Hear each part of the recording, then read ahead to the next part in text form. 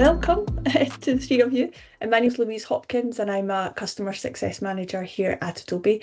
And I'm joined by my colleague Jasmine, who is also a Customer Success Manager. And Jasmine's going to be supporting today with this webinar on the Q&A. But I can see her looking now to see how to bring people off potential cameras or mute as well, which is awesome. Thank you. So the session is due to last until for 1 hour, but I don't think it's going to take that long. And obviously we've started a wee bit late just to allow people to join. So as I said, please feel free to ask questions. We're here for that. As always, though, this is quite a detailed and specific topic. So if there's questions that we can't answer with you live today, please, we will take your email and we will find the answers and we'll get back to you. So if we say we don't know, we'll come back, we absolutely will do that. So please bear with us. But what we're going to be looking at today more specifically is accessibility and compliance. We'll be primarily focusing on Acrobat. But we'll also have a quick look at Express as well, because we've had some new features enabled in Express that allows us to have a level of accessibility with our outputs. And we'll also be looking at, in terms of compliance, Adobe Stock.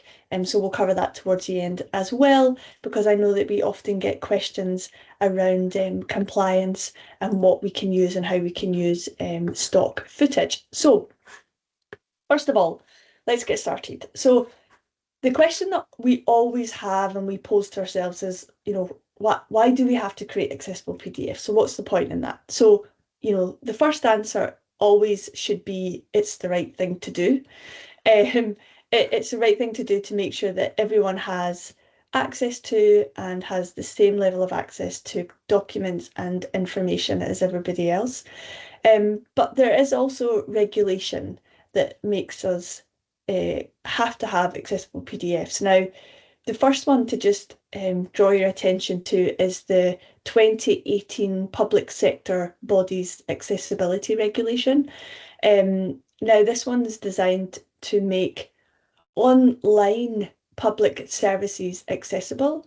Now, here it talks mostly about websites, but of course this does covers PDFs on your website. So if you have PDFs on a site that is a public site, most universities are, and they're created after 2018, then those PDFs must be accessible.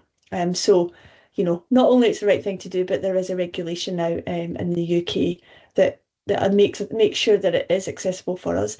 But it's also true that regardless of when your PDF is created, if a user does require access to a service, then that PDF also must be accessible. So just an important thing to remember there, an important thing to be aware of. And outside of, the UK public sector bodies accessibility regulation, there is also the European Accessibility Act. And, that's a kind of new layer, if you like, that's come in recently. That Accessibility Act came into force in June of this year, of 2025. Again, sometimes we get asked this question of, why would an EU regulation impact the UK or impact a UK university? After all, we are no longer in the EU. But, I think we all know that if we want to be involved with users who are in the EU, for example, if we're recruiting students from the EU, or we have publications that are available in the EU, or even remote learning. I know we have some, situations where we'll allow EU students to do remote learning through the university, then we must comply with this regulation. And actually, there might be some legal parity in the UK coming up, but certainly any of our UK universities, organisations doing business in the UK, in the EU, have to comply with this. So again, just something to be aware of. Recently a colleague informed me that there's actually been 2 European French supermarkets recently that have actually been prosecuted under this new Accessibility Act for not complying on their website. So it's something to just be aware of. There has been examples in the UK as well of accessibility regulations not being held up and not being covered through their websites and through their documentation. So a one recently, I think it was actually 2023, it was for the Department of Work and Pensions, so the DWP, and the High Court had declared them in breach of their equality laws for failing to provide accessible information about benefits for blind or partially sighted people on their website. So what they had done is it had been scanned documents created as a PDF, and therefore if a blind or a partially sighted person was trying to put them through a screen reader, it wasn't able to do that. And the DWP, as I said, was in breach of the equality law, and they were actually prosecuted for that back in 2023. So just a few examples of how it is important that we are accessible and that we're providing accessible PDFs through all of our public facing services. But that information can have an impact on our users, and maybe have impacts that you don't anticipate. So important one for us to be aware of, and important ones for us to be mindful of.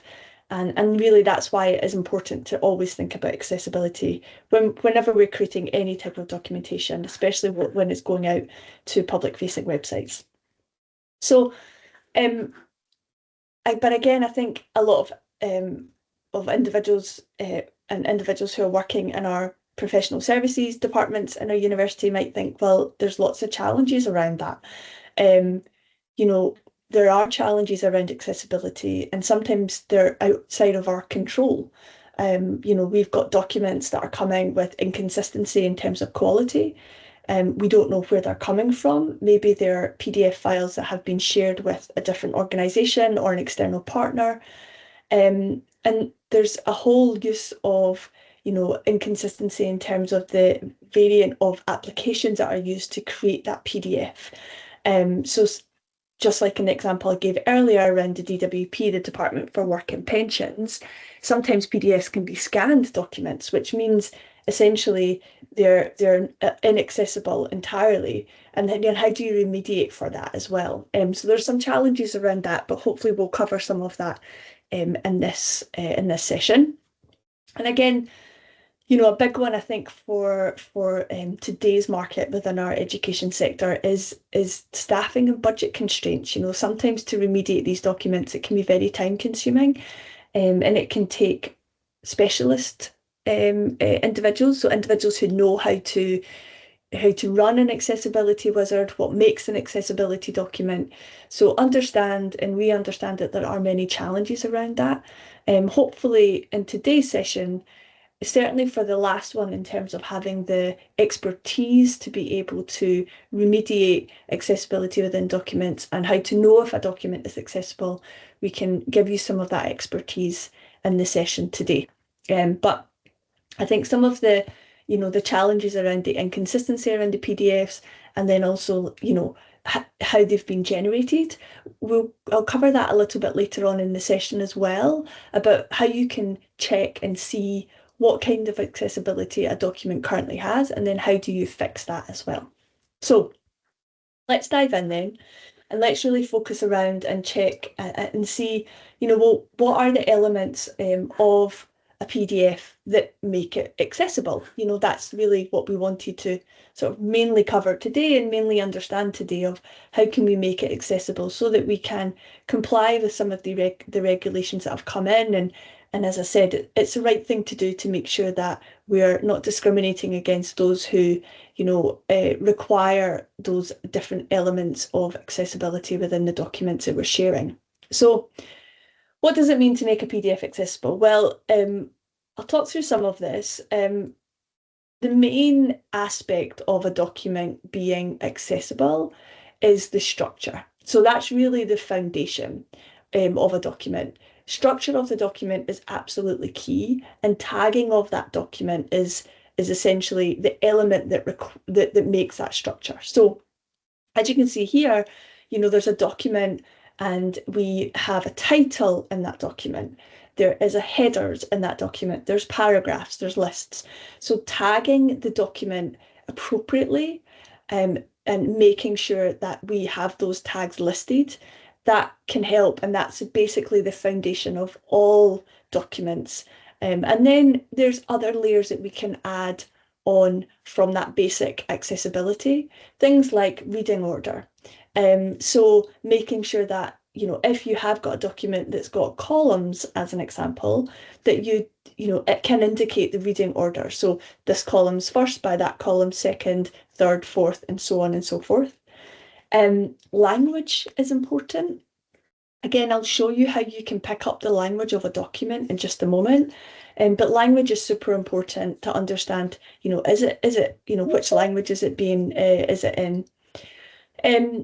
Alt text, again, making sure that we have alt text in there if there is a screen reader being used and it's verbally reading the document out to, you know, blind or partially sighted individuals. You know, having that alt text and being able to describe what those images are is super important.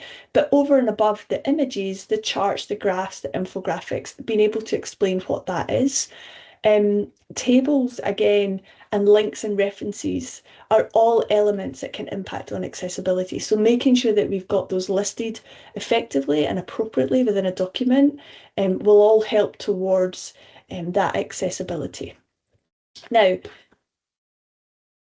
good news is we've got some best practices and we've got accessibility embedded in our Adobe tools already. So that's the good news. I will cover Acrobat in just a moment, and as all of us are staff members here for our university, you all will have access to Acrobat, full Acrobat Pro.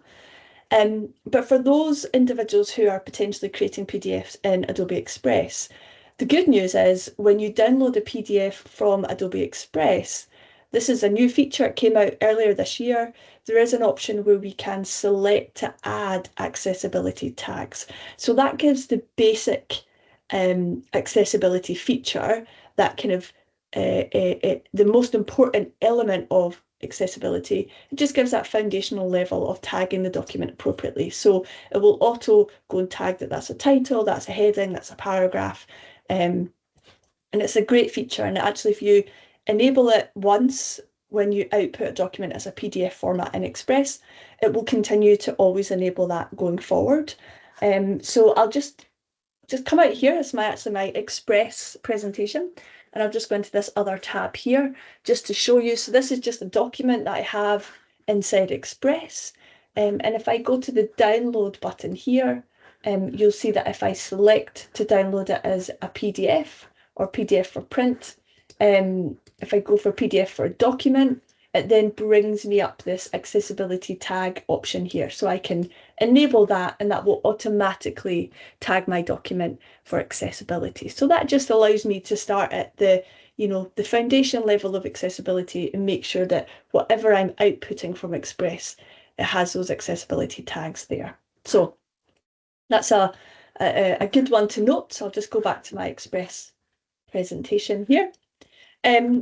So let me just go forward here. So the other best practice in making sure PDFs are accessible is making sure that, you know, your source document is a really well-structured document. So the way I always think about accessibility is garbage in, garbage out.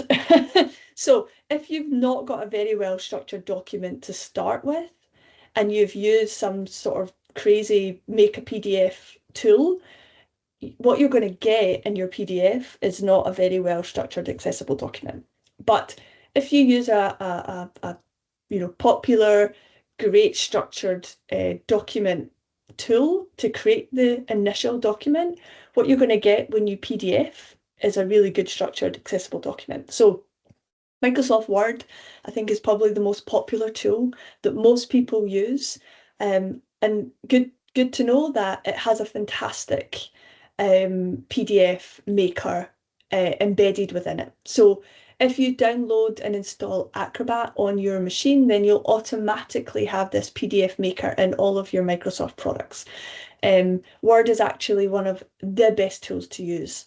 So I would encourage the usage of that if you're ever the creator of a document that you want to make a PDF and you want to make sure that it's accessible.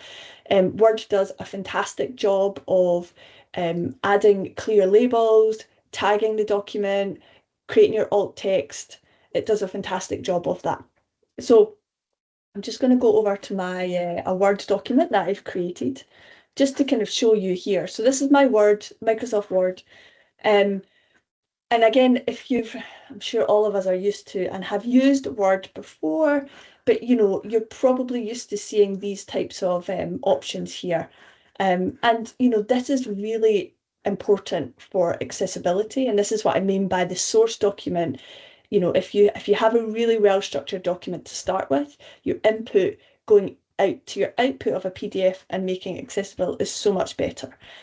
So, in Word, I can, highlight this and I can indicate that that's a title. So that's me essentially adding a tag on that particular piece of content. And Word does that automatically. You don't have to do anything or set any settings. It has that embedded automatically, that metadata set up on the back end. If I highlight this and I can select that as a heading 1, I can say this is a paragraph and so on and so forth. It picks up that this is a picture. And again, if I go into my pictures options here, you'll see that I can add my alt text here in my Word document. So I can do all of these actions within Word. I can do them in Acrobat as well, and I'll show you where to do that. But again, just know that if you're creating in Word for a document, it does do a really, really, really good job. It's one of the best tools out there to make sure that your source document is well structured and that's really accessible.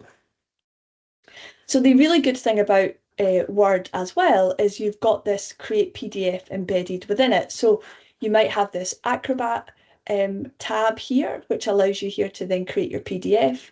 If I go back to my homepage, some of you might see this document cloud option as well, which again opens up a panel and I can come here and convert my document to a PDF. So, we can do it in either place, but it's a really, really good way to make your Word documents or any type of document that you have into a really, really high standard accessible PDF.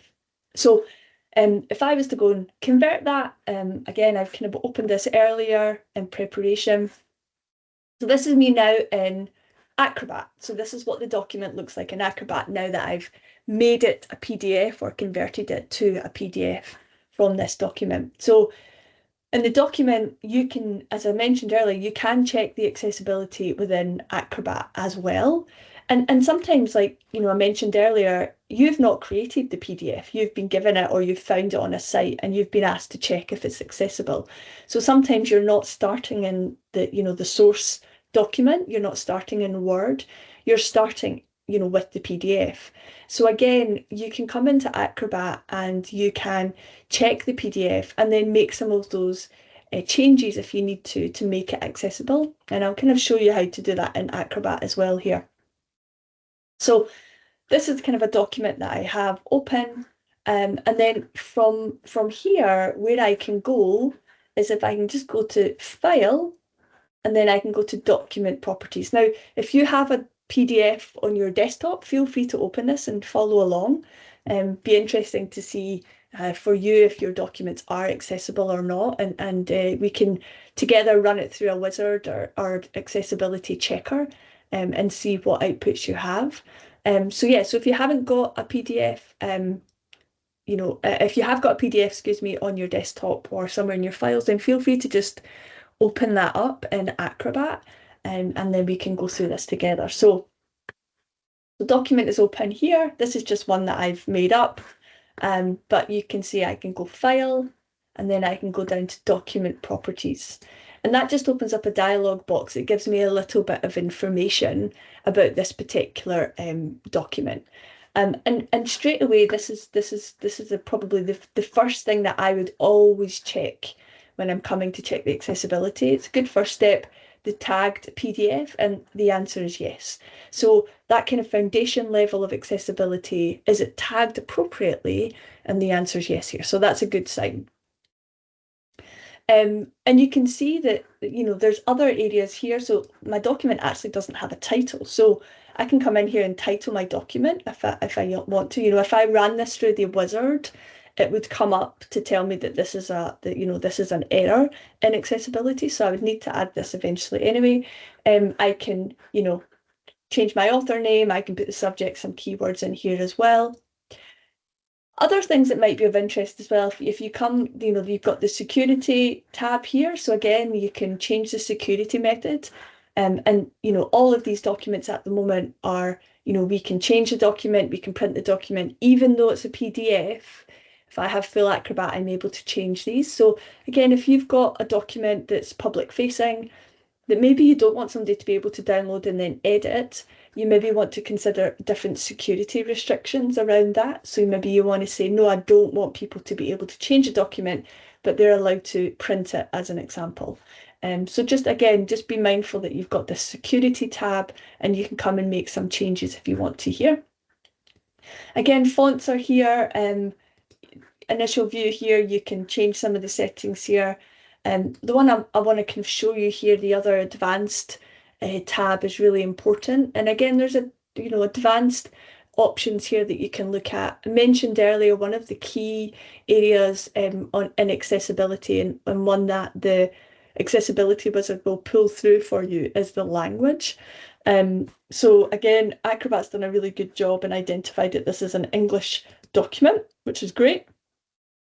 But again, if it's a different type of language, you can go and select a different type of language. And again, this is really important for screen readers to make sure that it's outputting in the correct language. Now, I do get asked this, and I will sort of mention this, one of the languages that is missing, if you've been able to check that, is, we don't yet have Welsh there.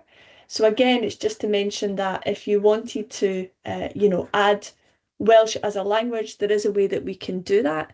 And you would use the Unicode codes to do that, and you can add that on here. Wikipedia has all these Unicode tags to understand the languages, so you are able to sort of add that here as well. But some of the document information is here, and it's really important to come and check this and have a look to make sure that it's an accessible document listed there. Now, if you wanted to check to see if a PDF is accessible, so again, maybe you've not created this PDF, so you're not sure, and you've came and you've checked, but you want to run it through an accessibility checker. You can do that within Acrobat as well. So we do have an accessibility checker. So to run this through an accessibility checker, or wizard as we call it, it's under all tools. Now, I'm just going to go back here, I can show you here. Sometimes when you click on all tools within Acrobat, on the left-hand side here, this is what you see. You've only got this shortened option in terms of your actions. If you want to get more actions, you just click on View More, and that just opens up all of these additional actions here. And if you scroll down the bottom, you'll see that there is this option called Prepare for Accessibility. So you can click on that option, and that will then open up all of your accessibility options within Acrobat, and you've got different actions that you can take from here. So you can, from here as well, if this isn't a document that you've created, so you're not really sure of the source, you're not sure if it's got appropriate tags, you can just come on here and just automatically tag the PDF, and that'll just auto tag everything there. You can then come and make changes and remediate some of those actions, and I'll show you how to do that in a moment. But if you want to just quickly, like we showed you in Express, just tag the PDF so that the foundation level of accessibility is there, you can just quickly come here and tag that in Acrobat. A few different options here. You can change the reading options. This is the check accessibility, so this will check the whole document for all of the accessibility features, and we'll come back to that one in a moment. You can open a report, so once you've done the wizard, you can then open the report and read through it. Actually opens up straight after you've run it through the wizard anyway, but if you want to reopen it, you can do that. And then there's some other options about identifying field forms. You can add alt text, you can fix the reading order, and so on and so forth. So what I'll do is I'll just for demonstration, I'll just run it through this accessibility wizard. So if I click on check for accessibility, what it's going to do then is open up my checker options. And I've got some options here. I can, dictate which pages I want it to check, or if I want it to check all of the document. And then I can, deselect or select certain aspects of the accessibility that I want it to check. But once I've done that, I can just click start checking. And what it does is it goes off and runs that wizard for me, and then tells me on the right-hand side here the results of that particular accessibility action, and it gives me my accessibility report. Now, as you can see here, it's listed, maybe you can't see because it's really, really small writing, but it said here the document has 3 issues. So what I can do here is just drop that down, and then I can see, okay, what issues has it flagged for me? And as always, red means you need to fix it. Blue is just a manual check is required. And sometimes when we run it through these actions, manual intervention is needed, and often it is around the reading order or the alt text, in this case color contrast has been asked. And sometimes, often for these particular ones, you'll find that a human is required to go in and do that because it's quite contextual. If you can imagine, if you've got certain columns, depending on how you want that reading order to be, Acrobat does a fantastic job, but it's still, it's still AI that's running it. It needs a little bit of human intervention there. But you can see the red there, it says title failed. So obviously when we checked for accessibility and we had a look at the document properties, there was no title. And just as expected, the accessibility checker has flagged that as an issue. So we can then, type on here and then go back and title that document in my properties.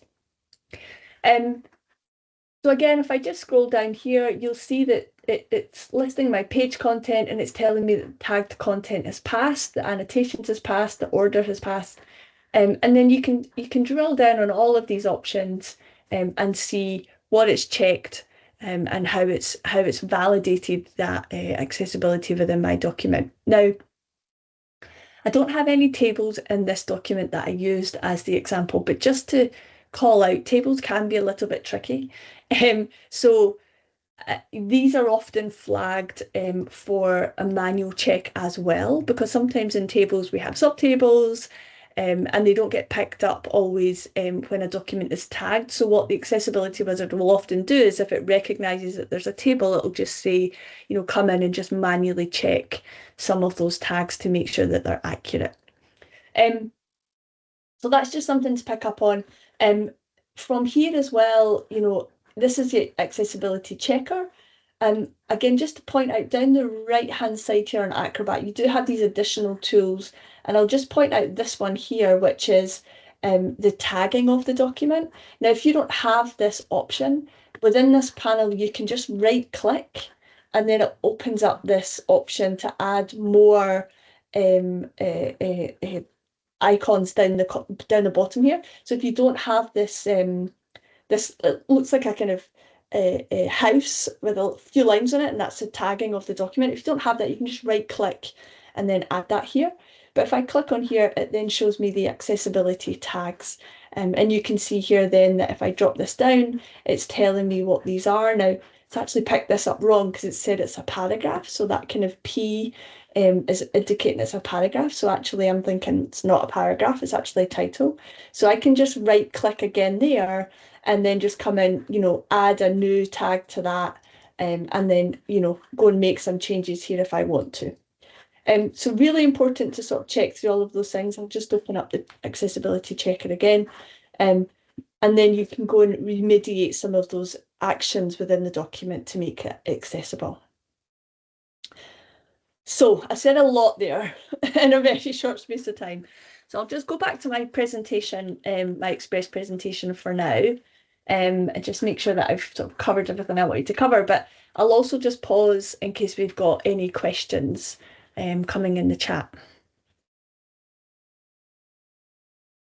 No, it's a very quiet chat, Louise. Okay, that's fine.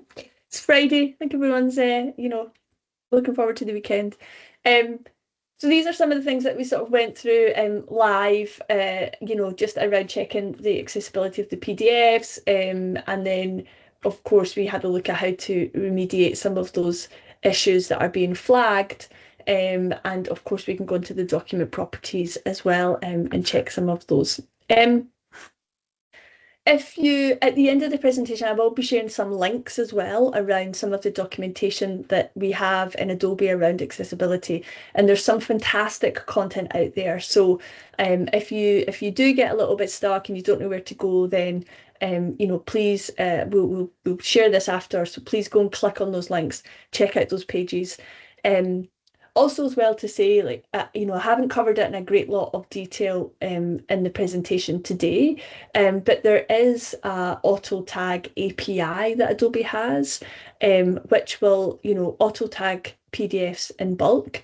It's an additional product, it's an additional tool, but just know that it is there. So if you are, working within an accessibility or an employability team, and that you've, are wanting to do some of that bulk work, reach out to one of us, myself, Jasmine, or the customer success manager that and we can certainly take you through any of that if it's of interest. Okay, so let's move on then and let's talk about Adobe Stock. So part of the session today was looking at PDF and accessibility and how to check our PDFs are accessible. But also as well, it was to talk about compliance, because as we've seen from the PDF that I created, we often add imagery to our documents and add imagery to our website. So some of the questions we often get asked when we talk about accessibility and compliance is Adobe Stock. And again, as staff members, you all have access to Adobe Stock footage. Now, sometimes that's brought through inside Express if you're building something in Express. And sometimes you might just come to the Stock website directly and take a look and download imagery. So just to confirm, stock images that you can get off Adobe Stock as part of your license are perpetual, and they're a worldwide license, meaning that once you license that image, it can be used across all different types of media, including print documents, any presentations that you have. It can be used on your website, and it can be used on social media outputs as well. For most assets that you download on Adobe Stock, you can select the standard license under the license type. And I'll come out, I'll go into Stock, and I'll just show you what I mean by that. So I'll search for running, because that's always my favorite topic to look for. And when you select an image in Adobe Stock, and I should say there's lots of different options here for you to look at. When you search for content on Adobe Stock, now you can see I've got this blue banner here. So this is telling me that this has already been licensed by somebody in my organization. So all I have to do is come here and re-download that for free, because I have this as part of my license terms. But then other images here, for this one as an example, if I scroll over, it says download, because this hasn't been downloaded by somebody else in my organization. Now, I actually think probably I've downloaded most of these, but anyway, somebody in Adobe likes running just as much as me, it looks like. But if I was to click on this one here that has yet been licensed by my team, you'll see that if I was to click the download option, what happens is it provides me with what's called a standard license. Now, this particular image only has an option for a standard license. So standard license includes content or images that will be used across any kind of digital materials, brochures, posters, newsletters, reports, any educational documents.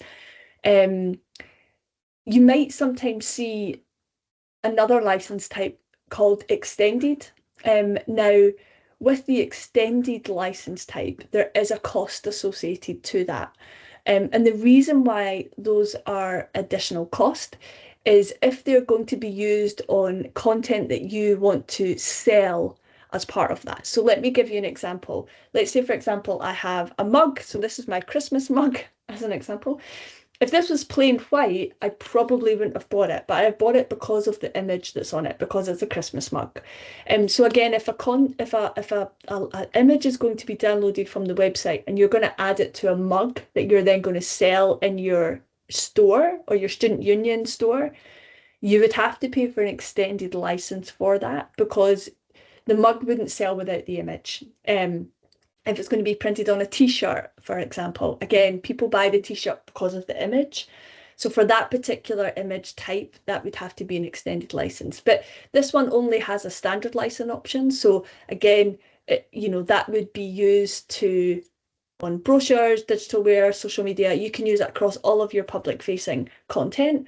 You just can't use it to sell or distribute based on that product's value. Hopefully that makes sense. I'm just going to come out of here. There are, if you're interested and you want to read the small print, some people don't, some people do. There are terms of license within the stock page. So if you scroll all the way down the bottom, and in this kind of little black area here, you can see it says license terms.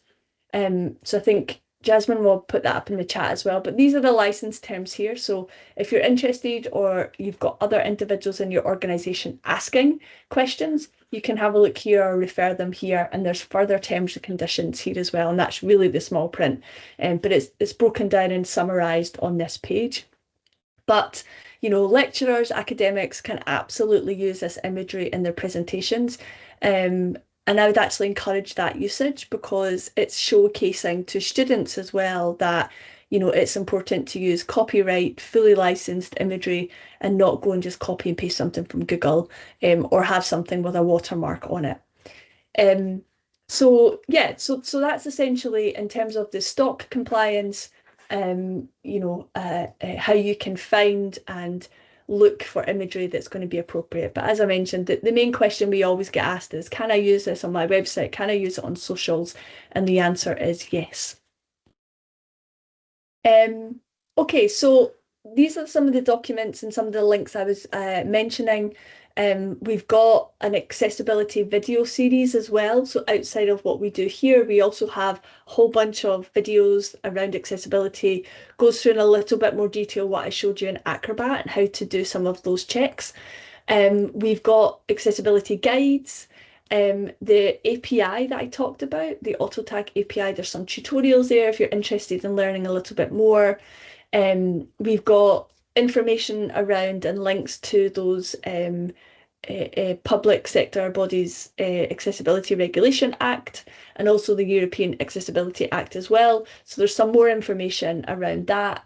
And also as well, I've added one here about the Readability Initiative. So this is an initiative that Adobe is part of. It's not ours, but we're part of it. And it's around how we can, ensure that the readability of documents and digital documents online. So it's an interesting one. You can go and have a look at that as well if you want to learn more. Okay, I've almost up to time. I'm conscious that I've probably covered quite a lot. Any questions at all? And it's okay if we don't have any. And as Jasmine said, if you want to unmute, come off camera, ask a question, feel free to do so. And I'll pop some of those links up in the chat for us as well.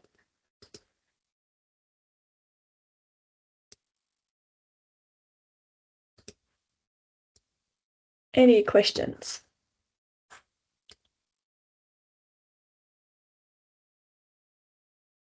So that's the accessibility series that I'd mentioned. And then the accessibility guides as well are here. And the training and everything else that you want to see on there is listed there.